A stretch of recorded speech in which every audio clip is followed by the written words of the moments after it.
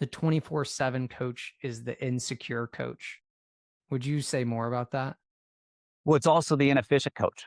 And when you have that much time that you're allocating to your profession, it's impossible to be efficient at that level. And so, if you're looking to try and live a more balanced life, or at least a more multidimensional life, then you shrink your workspaces. The coaches that I work with are wired to achieve.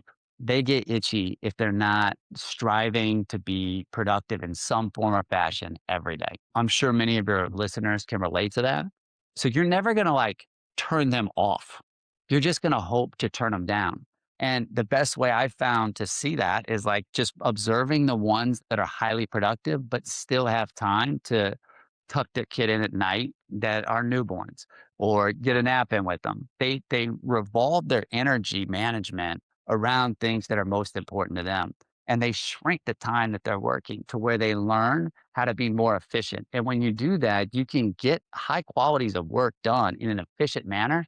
And not only that, you're modeling to people what efficiency looks like to where you can get out of the office. I think that most coaches came from coaches that are wired to stay at the office. And like Mark Few said in that particular example you gave, it was a badge of honor. I think the modern coach understands that a fresh coach is a better coach. You see things more clearly and you give yourself a competitive advantage when you have good energy because the clarity you bring to the experience.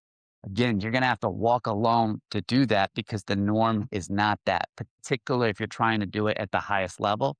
People are going to try and tell you their way. They've had success doing it and they're looking at it as causation. And maybe it's just correlation, but they feel like that is why it happened. And if you're trying to be like someone else, then what are you going to do? You're going to fall into that trap. And then the biggest thing I would encourage you to do is figure out what's most important to you, build a life around that, and then manage your energy to that.